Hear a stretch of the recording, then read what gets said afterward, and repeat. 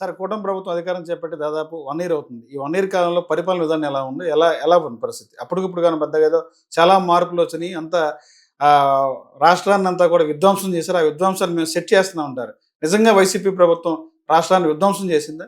నిజంగా ఆయన చంద్రబాబు నాయుడు గారు వచ్చిన తర్వాత నిజంగా చాలా రిఫార్మ్స్ తీసుకొచ్చాడు.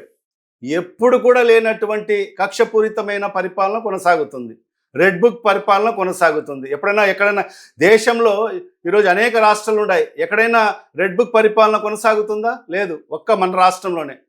మిగతా దేశమంతా కూడా బాబాసాహెబ్ అంబేద్కర్ గారు రచించిన రాజ్యాంగం నడుస్తూ ఉంటే మన రాష్ట్రంలో మాత్రం లోకేష్ రెడ్ బుక్ పరిపాలన కొనసాగుతుంది. వచ్చిన సీట్లో కూర్చున్న మరుక్షణం నుంచి వైఎస్ఆర్ కాంగ్రెస్ పార్టీ నాయకుల్ని, కార్యకర్తల్ని, వాళ్ళ సానుభూతి పరులను టార్గెట్ చేస్తూ నియోజకవర్గాలుగా గ్రామ స్థాయిలో కూడా వదలకోకుండా, మరి ఎందుకంటే వాళ్ళ ఆలోచన ఏంటంటే వైఎస్ఆర్ కాంగ్రెస్ పార్టీ జెండా కూడా ఎవరు కూడా పట్టకోకూడదు, ఎవరు కూడా ఆ సాహసం కూడా చేయకోకూడదు. ఆ తరహాలో వాళ్ళ రివెంజ్ పాలిటిక్స్ ఈరోజు తీసుకోవడం జరుగుతుంది. ఈరోజు వైఎస్ఆర్ కాంగ్రెస్ పార్టీ నాయకుల మీద అక్రమ కేసులు, అన్ని ఫేక్ కేసులే.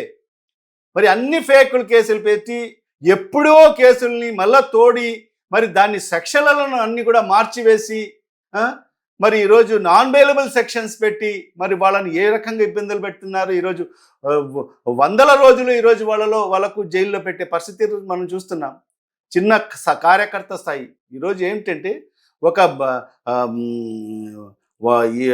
సానుభూతి పరులు ఎవరైతే సోషల్ మీడియాలో యాక్టివిస్ట్గా ఉండే వాళ్ళందరూ కూడా జగన్మోహన్ రెడ్డి గారు గతంలో ఏం చేశారు, ఈరోజు చంద్రబాబు నాయుడు నువ్వు ఎందుకు చేయలేకపోతున్నావు, ఈ హామీలన్నీ కూడా ఎందుకు, అవన్నీ కూడా వాళ్ళు పోస్టింగ్ చేస్తూ ఉంటే వాళ్ళ మీద ఈరోజు కేసులు బనాయించి వాళ్ళకు స్టేషన్లు తిప్పి వాళ్ళకు నానా నరకం చూపించి వాళ్ళను భవిష్యత్తులో వాళ్ళు పోస్ట్ పెట్టేదానికి కూడా భయపడాలి. వైఎస్ఆర్ కాంగ్రెస్ పార్టీ పోస్ట్ పెట్టేదానికి కూడా ఎవరు కూడా ముందుకు రాకోకూడదు అనే రీతిలో ఈరోజు పరిపాలన కొనసాగుతుంది. దాంట్లోనే వైఎస్ఆర్ కాంగ్రెస్ పార్టీ మహామహిళైన నాయకులందరినీ కూడా ఈరోజు టార్గెట్ చేస్తూ వాళ్ళ మీద కేసులు పెట్టి ఇప్పటికే జైలు పాలు చేయడం జరిగింది.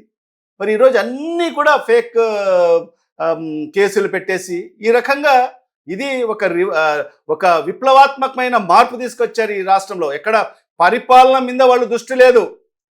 ఈరోజు ఈ ప్రభుత్వము చంద్రబాబు నాయుడు గారు ఈ రాష్ట్ర ప్రజలకు నేను హామీలు ఇచ్చానే, ఏదో ఒక రకంగా హామీలు నెరవేర్చుకోవాలి అని ఆ రకంగా ఆయన ఆలోచన చేయడం లేదు. కేవలం ఎంతసేపు ఉన్నా కూడా లోకేష్ కానీ చంద్రబాబు నాయుడు కానీ కేవలం వైఎస్ఆర్ కాంగ్రెస్ పార్టీ నాయకులు టార్గెట్, వాళ్ళ కార్యకర్తలు, వాళ్ళ సానుభూతి పరులు.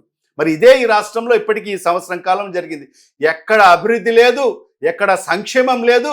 ఈరోజు మహానాడులో మాట్లాడుతున్నాడు చంద్రబాబు నాయుడు, ఈ సంవత్సరం కాలంలో అనేక సంక్షేమ కార్యక్రమాలని తీసుకెళ్ళాం, అనేక అభివృద్ధి కార్యక్రమాలు తీసుకుపోయాం, చెప్పనే కూడా చేసామంట.